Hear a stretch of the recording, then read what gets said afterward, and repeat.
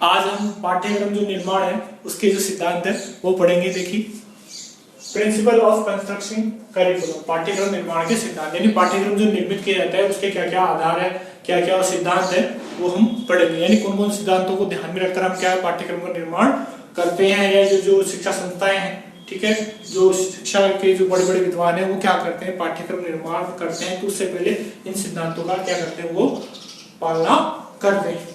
ठीक है, यानी चाहे 10वीं का हो, 11वीं का हो, बीए का हो, एमए का हो, बीएड का हो, कोई सा भी पाठ्यक्रम हो, उसका जो निर्धारण किया जाता है इन्हीं सिद्धांतों के आधार पर किया जाता है। यानी आप जो पढ़ रहे हो, ठीक है, वो पाठ्यक्रम है तो उसका निर्धारण कौन करेगा, यानी जो शिक्षा समितियां हैं, ठीक है, उससे संबंधित जो भी विषय संबंधित विशेषज्ञ है वो बनाते हैं, पर वो भी क्या करेंगे, इन जो सिद्धांतों का पालन करके ही पाठ्यक्रम का निर्माण करेंगे।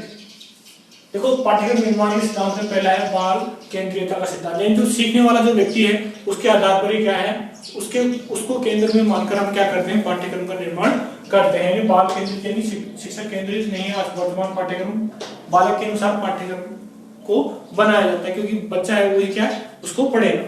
फिर है जीवन से संबंधित होने का सिद्धांत, यानी पाठ्यक्रम ऐसा बना दिया जो वास्तविक जीवन जिंदगी के बारे में कुछ भी नहीं बताता तो वो बिल्कुल बेकार हो जाएगा, इसलिए क्या पाठ्यक्रम है वो जीवन से संबंधित बनाया जाता है। फिर है रचनात्मक एवं सृजनात्मक शक्तियों के उपयोग का सिद्धांत, यानी जो विद्यार्थी है उसकी जो रचनात्मक और सृजनात्मक जो शक्ति है उनका विकास हो, ऐसा पाठ्यक्रम बनाया जाता है। फिर है शिक्षार्थी की रुचियों की अनुकूलता का सिद्धांत, यानी शिक्षार्थी सीखने वाला जो व्यक्ति है, छात्र है, उसकी जो रुचि है उसके अनुसार अलग अलग रुचि के अनुसार अलग अलग पाठ्यक्रम बनाया जाता है। संस्कृति एवं सभ्यता के ज्ञान का सिद्धांत, यानी संस्कृति और सभ्यता का जो अच्छा ज्ञान है, ठीक है, उसकी जो अच्छाइयां हैं, उसकी जो विशेषता है, उसका ज्ञान भी क्या है पाठ्यक्रम में शामिल किया जाता है, ताकि विद्यार्थियों को अपनी जो पुरानी संस्कृति और सभ्यता उसका ज्ञान हो सके। फिर है अनुभव की पूर्णता का सिद्धांत, यानी सारे जो भी जिंदगी के अनुभव होते हैं वो सब उसमें जो मिले जुले होने चाहिए, यानी बिना अनुभव के वो ज्ञान पाठ्यक्रम नहीं बन सकता। फिर है स्वरूप आचरण के आदर्शों की प्राप्ति का सिद्धांत, यानी कोई व्यक्ति है कि मैं कोई व्यक्ति चाहता है कि मैं गांधी जी के सिद्धांतों का अनुसरण करें, कोई नेहरू जी के, कोई जो बड़े बड़े जो विद्वान हुए हैं उनके, ठीक है, उनके अनुसार क्या है उसके आचरण के आदर्शों की प्राप्ति का सिद्धांत होना चाहिए, यानी वैसे क्या है उनके जो आदर्श है उनको प्राप्त करने वाले उसमें सिद्धांत के अनुसार उनके जो आदर्श है विद्वानों के वो पाठ्यक्रम में सम्मिलित किए जाते हैं, ताकि वो क्या है उसके जैसा स्वरूप आचरण कर सके विद्यार्थी। उपयोगिता का सिद्धांत, यानी पाठ्यक्रम ऐसा हो जो उपयोगी नहीं हो तो कुछ काम का नहीं, इसलिए जो पाठ्यक्रम है उसको क्या उपयोगी बनाया जाता है। फिर है अग्रदर्शिता का सिद्धांत, यानी पाठ्यक्रम ऐसा हो कि उससे आगे के बारे में बच्चा जान सके, यानी भाई ऐसा नहीं कि वर्तमान समय में जीता रहे, उसे भविष्य का भी ज्ञान हो, मैं ये सब्जेक्ट पढ़ूंगा तो मैं आगे जाके ये बन जाऊंगा, यानी मैथमेटिक्स पढ़ूंगा तो मैं क्या बन जाऊंगा, गणितज्ञ बन जाऊंगा या वैज्ञानिक बन जाऊंगा, साइंटिस्ट बन जाऊंगा। ठीक है, न अधिक कठिन न अधिक सरल, यानी पाठ्यक्रम ऐसा बनाया जाना चाहिए कि ज्यादा कठिन भी नहीं हो और ज्यादा सरल भी नहीं हो, यानी जो औसत छात्र होते हैं वो भी उसमें पास हो जाए। अवकाश के लिए प्रशिक्षण का सिद्धांत, यानी ऐसा पाठ्यक्रम निर्मित हो जब छुट्टी मिले या कुछ अवकाश मिले तो उसके दौरान विद्यार्थी क्या प्रशिक्षण मिले, जिसमें आपका जो प्रोजेक्ट कार्य है बच्चों को देते हैं, ठीक है, छुट्टी के अंदर होमवर्क मिल जाता है, हॉलीडे होमवर्क मिल जाता है, वो सब शामिल है। फिर है 12 भविष्य निर्माण में सहायक, यानी पाठ्यक्रम ऐसा हो कि बच्चों का भविष्य निर्मित करे, ऐसे नहीं कि भाई वर्तमान समय में पढ़ लिया तो वही काम आ गया, ऐसा नहीं होना चाहिए। फिर है नैतिक मूल्यों का समावेश, यानी विद्यार्थी में ईमानदारी, सच्चाई, ठीक है, अपने आप को सुदृढ़ करना, मानसिक रूप से मजबूत करना, ये सब होना चाहिए, सत्यवादिता, ये सब आना चाहिए किसमें, पाठ्यक्रम के नैतिक मूल्यों के अंदर। फिर है जनतंत्री भावना का विकास, हम भारत जो हमारा देश है वो लोकतंत्र है, विश्व का सबसे बड़ा, इसलिए हमारे देश के जो पाठ्यक्रम बनेगा वो लोकतंत्र के हिसाब से ही बनेगा, ये हमें ध्यान रखना चाहिए। फिर है सहसंबंध का सिद्धांत, यानी जो पाठ्यक्रम जो विषय है आपस में जुड़े हुए होने चाहिए, यानी जैसे विज्ञान का विषय विज्ञान है वो गणित से जुड़ी हुई है, या फिर जो विज्ञान है सामाजिक से जुड़ा हुआ है, हिंदी से भी जुड़ा हुआ है, इंग्लिश से भी जुड़ा हुआ है, जो सारे जो सब्जेक्ट है आपस में जुड़े हुए होते हैं उसका भी हमें ध्यान रखना चाहिए। फिर है लक्ष्य एवं उद्देश्य की प्राप्ति का सिद्धांत, यानी जो लक्ष्य और उद्देश्य है उनका प्राप्त हो उनकी प्राप्ति हो सके ऐसा हमारा पाठ्यक्रम होना चाहिए।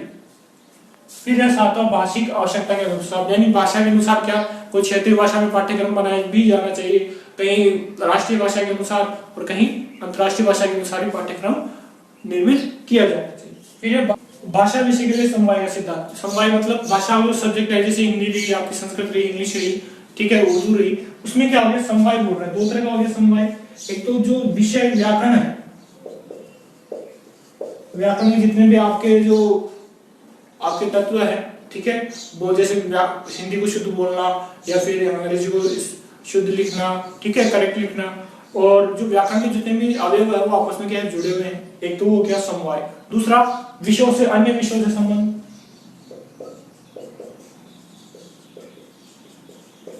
अन्य विषय मतलब दूसरे जो विषय है, जैसे हिंदी का सामाजिक से, विज्ञान से, गणित से, ठीक है, इनसे क्या है जुड़ाव होना, संबंध होना, ठीक है। यानी अगर आप गणित पढ़ रहे हो तो आपको हिंदी भाषा आनी ही चाहिए, नहीं तो आप गणित का सवाल नहीं लिख पाओगे, नहीं उसको सॉल्व कर पाओगे, नहीं उसको समझा पाओगे, नहीं उसको किसी और को बता पाओगे। फिर है 19वां निर्धारित समय के अनुकूल, यानी वर्तमान समय है, वर्तमान समय के अनुसार पाठ्यक्रम निर्मित किया जाता है। यानी हर बार जो पाठ्यक्रम है हर 2-3 साल में बदलता रहता है, उसको नवीनता उसके अंदर लाते रहते हैं। जो पुरानी चीज हो गई, ठीक है, जो वर्तमान समय में उपयोगी नहीं, उसको उस पाठ्यक्रम से निकाल दी जाती है। फिर है इकाइयों में विभाजन, यानी जो पाठ्यक्रम है उसको आप देखेंगे किताब की जो पहला पेज होता है, पहला दूसरा, उसके अंदर जो सिलेबस है उसको इकाइयों में विभाजित किया जाता है, ताकि टुकड़ों में विभाजित होने के बाद विद्यार्थी उसको आसानी से पढ़ सके। अचानक एक साथ पूरा पाठ्यक्रम देखते विद्यार्थी घबराए नहीं, इकाइयों टुकड़ों के अंदर देखकर उसको आसानी से याद कर लेता है। फिर है निर्देश और सूचनाओं का उल्लेख, यानी पाठ्यक्रम में क्या क्या निर्देश है, इसको ऐसा यानी निर्देश दिए जाते हैं कि इस पाठ्यक्रम को इतने कालांशों में पढ़ाया जाना चाहिए। सूचनाओं का उल्लेख, यानी कैसे पढ़ाओगे, कितना घंटे इस सब्जेक्ट को पढ़ाओगे, कितने इसमें नंबर मिलेंगे विद्यार्थी को पढ़ने से, ठीक है। हर चैप्टर का अलग अंक विद्यार्थी को मिलते हैं परीक्षा में। फिर है तात्कालिक घटनाओं पर आधारित, वर्तमान समय में जो करंट अफेयर है वो भी क्या है पाठ्यक्रम में सम्मिलित किए जाने चाहिए। यानी जो वर्तमान में, जैसे अगर कई बार क्या होता है पुरानी पुस्तकों में पुराने प्रधानमंत्री का नाम वर्तमान के रूप में दिया जाता है, जबकि उनको पुराने भूतपूर्व प्रधानमंत्री के रूप में दिए जाना चाहिए। इसलिए जो तात्कालिक घटनाएं उनका समावेश किया जाना चाहिए, ताकि विद्यार्थियों को नए प्रधानमंत्री, नए मुख्यमंत्रियों का भी ज्ञान हो सके, ठीक है। अब इसको डिटेल में पाठ्यक्रम निर्माण की जो सिद्धांत है उनको डिटेल्स में पढ़ लेते हैं। देखिए जो पहला है बाल केंद्रिता का सिद्धांत, यानी जो पाठ्यक्रम है वो क्या है, शिक्षा का जो मुख्य उद्देश्य है उस पर आधारित होना चाहिए। हमारा जो मुख्य उद्देश्य शिक्षा का वो विद्यार्थियों को विकास करना, सर्वांगीण विकास करना, ठीक है। तो जो शिक्षार्थी है उसी के अनुसार क्या है पाठ्यक्रम का निर्माण किया जाना चाहिए, यानी उसी पर हमारा फोकस होना चाहिए विद्यार्थी के ऊपर। यानी पाठ्यक्रम शिक्षार्थी केंद्रित होना चाहिए, छात्र केंद्रित होना चाहिए। पाठ्यक्रम निर्धारण के समय विद्यार्थी की रुचियों, मनोवृत्तियों, आवश्यकताओं, क्षमताओं, योग्यताओं, बुद्धि, आयु, आवश्यकता का विशेष ध्यान रखा जाना चाहिए। यानी रुचि कैसी है भाई, जैसी रुचि है उसके अनुसार वो अपना पाठ्यक्रम पढ़ ले, कोई आर्ट्स लेना चाहिए, साइंस ले, कॉमर्स ले, ठीक है। मनोवृत्ति यानी उसकी कैसी इच्छाएं है, मैं क्या बनना चाहता हूँ बड़ा होके, वो उसमें शामिल है। उसकी आवश्यकता क्या है, वही मैं गणित मेरे को गणित अच्छी लगती है, किसी को विज्ञान अच्छी लगती है, उसकी जो आवश्यकता है उसके अनुसार उसकी क्षमताएं का भी ध्यान रखना चाहिए। भाई ये कठिन सब्जेक्ट को पढ़ पाएगा नहीं, आसान सब्जेक्ट को पढ़ पाएगा नहीं, या औसत विषय को पढ़ पाएगा, ठीक है। उसकी जो योग्यताएं हैं, उसकी जो बुद्धि है, बुद्धि क्षमता कितनी है, भाई होशियार बालक है, भाई निम्न स्तर का है, औसत छात्र है, ठीक है। आयु, भाई छोटा बच्चा है, बड़ा बच्चा है, किशोर है, ठीक है, बालक है, उसके अनुसार उसकी जो पाठ्यक्रम उसका निर्धारण किया जाता है और उसकी आवश्यकता का विशेष ध्यान रखा जाना चाहिए। यानी भाई समय के साथ उसकी आवश्यकता बदलती जाती है, उसका भी ध्यान रखा जाना चाहिए। ये हो गया बाल केंद्रित का सिद्धांत। फिर है जीवन से समृद्ध होने का सिद्धांत।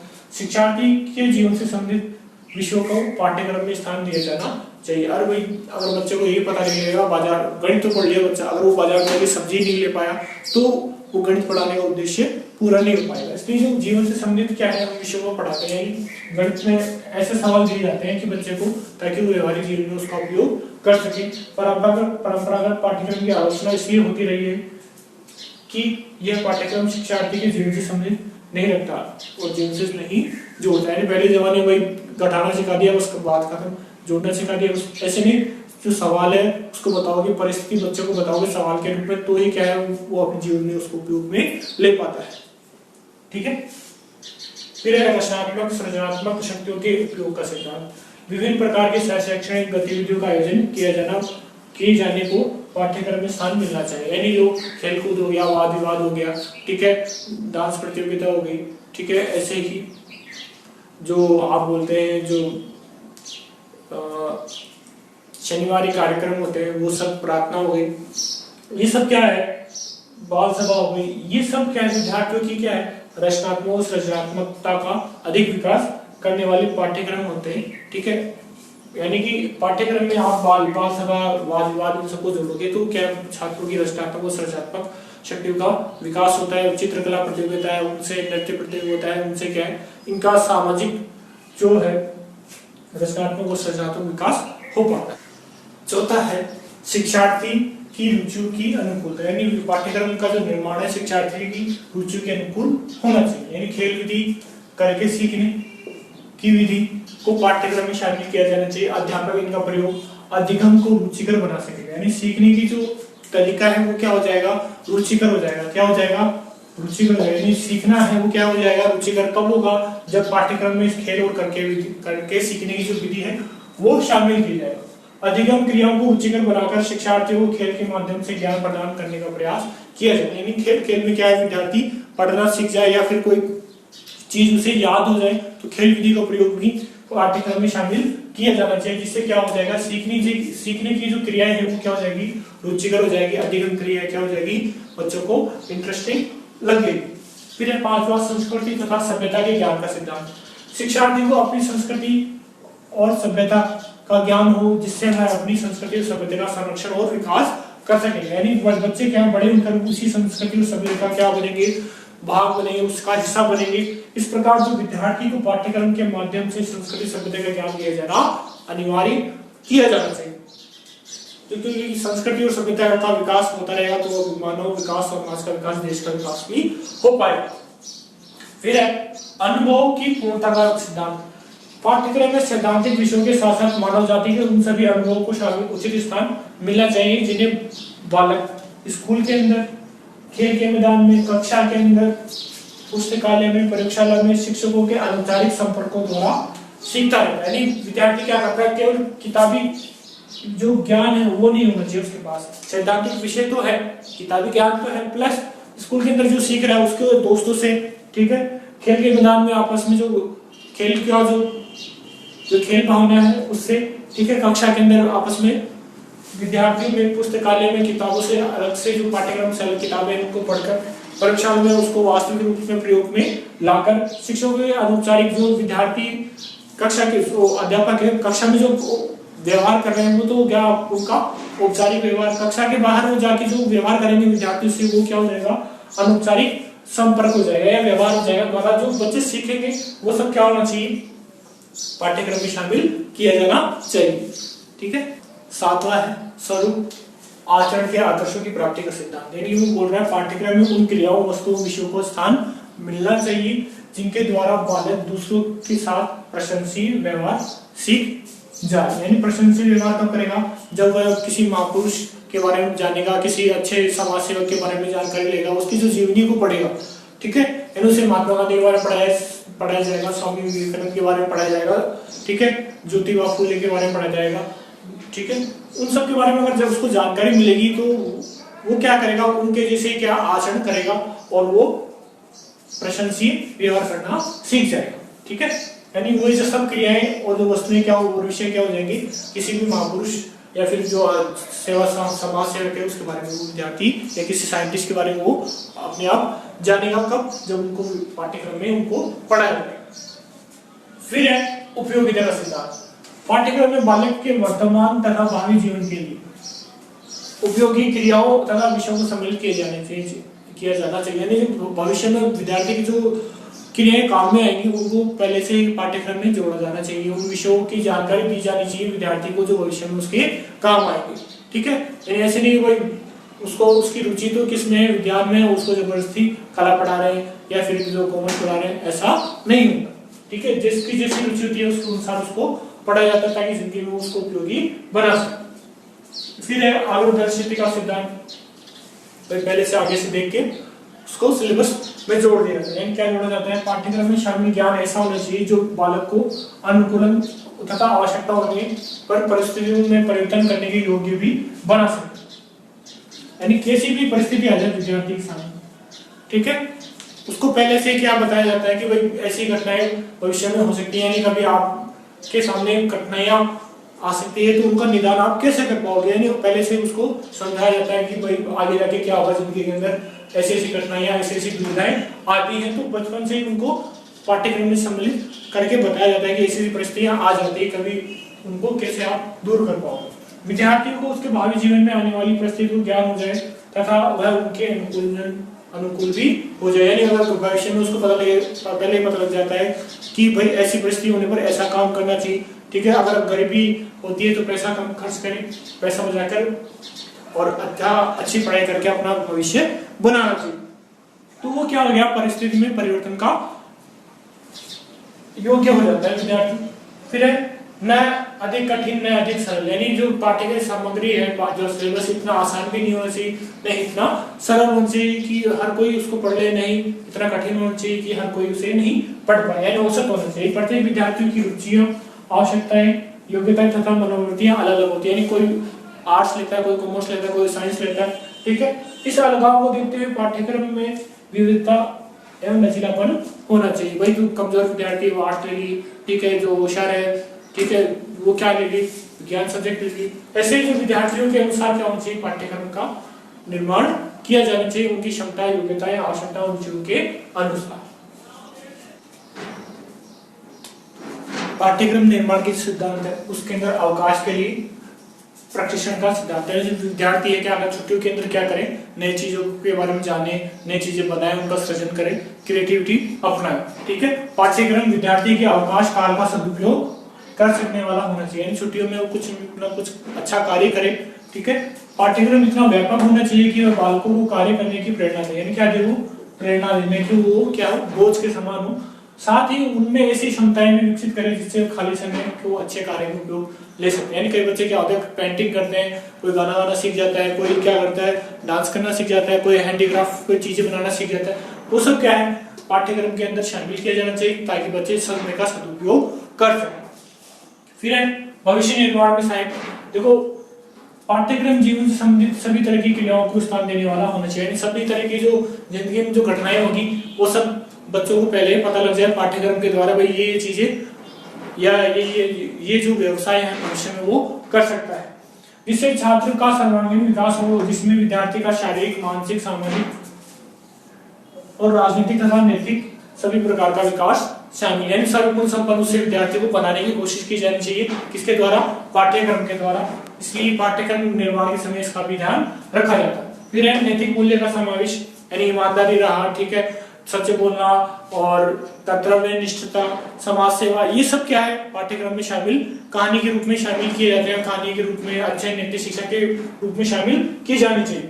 समाज की आवश्यकताओं तथा परिस्थिति को ध्यान में रखते हुए सभी सामाजिक प्रथाओं, मान्यताओं तथा समस्याओं को शामिल किया जाए, यानी समस्या भी हमारे उस पाठ्यक्रम में है, मान्यता है, प्रथा है, ये भी क्या है पाठ्यक्रम का अंग बनाया जाना चाहिए, जिससे क्या होगा विद्यार्थी नैतिक और सामाजिक जीवन की मुख्य बातों से परिचित हो जाएगा और एक अच्छा सफल नागरिक वो बन पाएगा, ठीक है।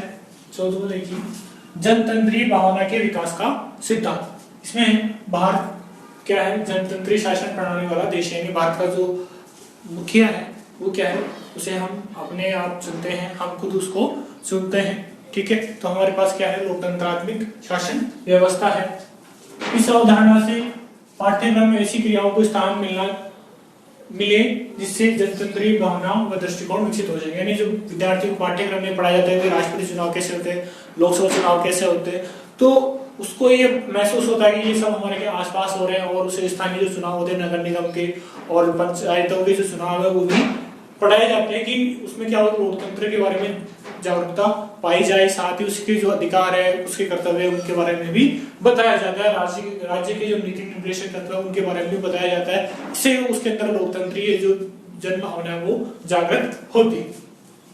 फिर है सहसंबंध का सिद्धांत। इसमें देखो विभिन्न विषयों में सहसंबंध स्थापित करके विद्यार्थी के ज्ञान का समग्र रूप में अध्यापन का पाठ्यक्रम निर्धारित किया जाना चाहिए, यानी जो समग्र रूप में, यानी सारा इकट्ठे रूप में पढ़ाया जाना चाहिए। मतलब जो सह संबंध स्थापित करते हैं, जैसे भाषा विषय है उसका भूगोल से कर दिया, या फिर भाषा विज्ञान से, गणित से या अर्थशास्त्र से इत्यादि विषयों से सह संबंध, यानी एक विषय का दूसरे विषय से सह संबंध स्थापित करके पढ़ाया जाना हमारे पाठ्यक्रम में शामिल किया जाना चाहिए। इससे क्या होता है, उसमें क्या होता है कि समग्रता आ जाती है और एक साथ उसको विषय का ज्ञान विद्यार्थी को हो जाता है, यानी एक तीर से दो निशाने हो जाते हैं। ठीक है, फिर है लक्ष्य एवं उद्देश्यों की प्राप्ति में सहायता का सिद्धांत। भाई जो लक्ष्य एवं उद्देश्य है उनकी प्राप्ति क्या है, शिक्षा का हमारा मुख्य उद्देश्य है। ठीक है, तो पाठ्यक्रम में क्या होना चाहिए कि जो लक्ष्य और उद्देश्य प्राप्ति में सहायता करने वाला। शिक्षा उद्देश्यों की प्रक्रिया है, यानी उद्देश्य के बिना शिक्षा बिल्कुल ही निरर्थक है। उद्देश्यों में लक्ष्यों के अनुरूप पाठ्यक्रम का निर्माण किया जाना चाहिए। विषय का अध्ययन करने का उद्देश्य बच्चों को अच्छा वैज्ञानिक, डॉक्टर, दार्शनिक, समाज सेवक, नेता, शिक्षक या नागरिक होना चाहिए। या फिर क्लास में आप पढ़ा रहे हो, आधे घंटे आपने जो पढ़ाया दिया, ठीक है, ज्ञान, अभिरुचि, अभिवृत्ति, ठीक है, कौशल, वो सब क्या है विद्यार्थियों के अंदर आ जाए।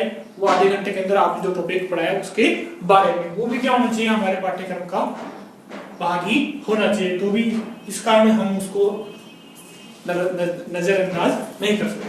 17वां है भाषाई आवश्यकता के अनुसार, भाषा की जो आवश्यकता है उसके अनुसार क्या है पाठ्यक्रम का निर्धारण करना चाहिए। विभिन्न शिक्षा स्तरों पर शिक्षार्थी के विचारों की दिशा क्या होती है, अलग अलग होती है। इसी के अनुसार उनकी जो भाषाई जो आवश्यकता है वो भी क्या है, भिन्नता लिए होती है। यानी जो बच्चा छोटा होता हो तो वो भाषा की कम जानकारी रखता है, बड़ा हो तो बच्चा क्या करता है, बड़े जो वाक्य है आराम से निबंध भी अपने आप बना सकता है। विद्यार्थियों को अपने विचार, भाव समझने योग्य बनाया जाता है, इसलिए पाठ्यक्रम तैयार करते समय विद्यार्थियों की भाषाई भिन्नता को ध्यान में रखना चाहिए। छोटे बच्चे होते हैं उनसे लघुरात्मक, अतिलघुरात्मक प्रश्न नहीं कराए जाते हैं। जब बच्चे बड़े जाते हैं तो उनसे निबंधात्मक प्रश्न पाठ्यक्रम में उनके जोड़े जाते हैं, ताकि उनका क्या हो, भाषा की आवश्यकता पूरी हो सके, यानी उनकी भाषा है उसका विकास हो सके। भाषा विषय के लिए समवाय का सिद्धांत, इसमें देखो दो प्रकार का समवाय बताया उन्होंने। भाषा के विभिन्न तत्वों का परस्पर समवाय, यानी मौखिक, अभिव्यक्ति, वाचन, लेखन, व्याकरण, इनका क्या है वो आपस में संबंध बताते हैं। ठीक है, भाषा के अंदर ही, ठीक है, चाहे भाषा कोई सी भी हो।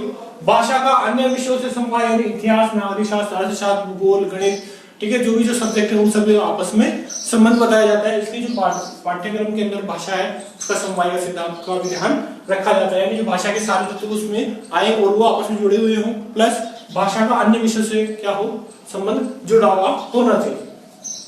फिर है निर्धारित समय के अनुकूल, भाई पाठ्यक्रम में इतना लंबा भी नहीं हो कि भाई पूरे साल ही में पूरा नहीं हो, पाठ्यक्रम इतना छोटा भी नहीं हो, समय से पहले भी समाप्त हो जाए। यानी जो पाठ्यक्रम है अगर 1 साल का बनाया तो 1 साल में कंप्लीट हो, 2 साल का तो 2 साल में कंप्लीट हो जाए।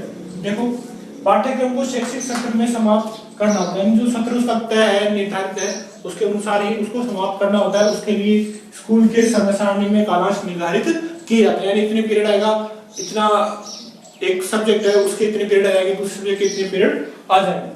पाठ्यक्रम की रचना करने वालों को ध्यान रखना होता है कि पाठ्यक्रम इतना लंबा हो जो आसानी से इस सत्र में समाप्त हो जाए। यानी वो 1 साल का बना है तो 1 साल में ही कंप्लीट होगा। अगर जैसे सेमेस्टर वाइज होता है तो सेमेस्टर के अंदर 6 महीने का समय होता है तो वो 6 महीने में समाप्त हो जाता है। निर्धारित कालांशों में उसे उसी तरह नियोजित किया जा सके, उसका टाइम टेबल सेट होता है पाठ्यक्रम के, भाई इतने मिनट का इतना कालांश होगा, सब उस पहले से तय होते हैं। यानी हर यूनिट के भी वो क्या करते हैं, समय निर्धारित करते हैं कि जो एक यूनिट है इतने कालांशों में कंप्लीट हो जाए। ठीक है, 20वां है इकाइयों में विभाजन, यानी जो पाठ्यक्रम है उसको छोटी छोटी इकाइयों में विभाजित किया जाता है। आप जब किताब का या पुस्तक का जो पहला या दूसरा पेज खोलते हो तो उसमें लिखा होता है कि इस पाठ्यक्रम की इस किताब की इतनी 5 या 6 इकाइयां हैं, 5 या 6 इकाइयों को फिर पाठों में बांटा जाता है। देखो पाठ्यक्रम छोटी छोटी इकाइयों में विभाजित होना चाहिए। छोटी छोटी इकाइयों से क्या होता है कि जो विद्यार्थी छोटे जो चैप्टर होते हैं वो जल्दी याद कर लेते हैं, ठीक है, बल्कि बड़े चैप्टर छोटी इकाइयों से पाठ्यक्रम सुबोध, स्पष्ट एवं सुग्राह्य बन जाता है। प्रत्येक इकाई का किसी न किसी उद्देश्य से संबंध होना चाहिए और उद्देश्य स्पष्ट तथा व्यवहारिक शब्दों में व्यक्त होना चाहिए। इससे अध्यापक और विद्यार्थी को भ्रम नहीं होता। यानी आपने इकाई तो बना दी पर साथ में क्या करना है, आपको उद्देश्य भी बताना है इस इकाई का क्या उद्देश्य है। ठीक है। उसके जो हर इकाई के उद्देश्य भी निर्धारित होते हैं। जैसे आप एक चैप्टर के लिए आप क्या करते हो, लेसन प्लान में उद्देश्य निर्धारित करते हो। फिर है निर्देश और सूचनाओं का उल्लेख। अध्यापक को शिक्षण कार्य पाठ्यक्रम के अनुसार नियोजित करने होता है, ठीक है। इसलिए पाठ्यक्रम में अध्यापकों के लिए आवश्यक दिशा निर्देश दिए होने चाहिए। आपको इतने समय में ये पाठ्यक्रम, यानी प्रथम जांच परीक्षा के लिए इतना आप पाठ्यक्रम पढ़ाना है, द्वितीय जांच के लिए, अर्धवार्षिक के लिए और वार्षिक परीक्षा के लिए इतना पूरा जो पाठ्यक्रम है वो पढ़ाना होगा। किस तरह से पढ़ाना है, कौन सी शिक्षण विद्या काम में लेनी है, कौन सी टीचिंग एड काम में आप ले सकते हैं, यानी वो सब उसमें दिए हुए होने चाहिए। उसमें संदर्भ, उपयोगी शिक्षण विधियां हैं, पढ़ाने के लिए आवश्यक सामग्री, शिक्षण कार्य के दौरान आने वाली कठिनाइयों, समस्याओं के समाधान, विशेष सामग्री पर आधारित क्रियाओं का ज्ञान होना चाहिए। इन सब कुछ एक तरह से पूरा मटेरियल अध्यापक की सहायक के लिए उस सिलेबस में होना चाहिए। फिर है तत्कालीन घटनाओं पर आधारित। पाठ्यक्रम में क्या है, भूतकालीन घटनाओं के साथ साथ वर्तमान घटनाओं का भी समावेश होना चाहिए। तत्कालीन घटनाओं का प्रत्येक ज्ञान विद्यार्थी के लिए अत्यंत आवश्यक है। यानी विद्यार्थी क्या है भाई, आपके आसपास क्या हो रहा है उसके बारे में विद्यार्थी को जानकारी तो होती है, पर विश्व में क्या हो रहा है, अपने देश के अंदर कौन सी घटनाएं घटित हो रही है, कहाँ बाढ़ भूकंप इत्यादि महामारी फैल रही, तो उन सब के बारे में क्या विद्यार्थी जानेगा, तो क्या वो अपने भविष्य के बारे में सोच सकेगा कि ऐसी घटनाएं होती तो ऐसा ऐसा उसका उपयोग या फिर उसका हल किया जा सकता है, ठीक है।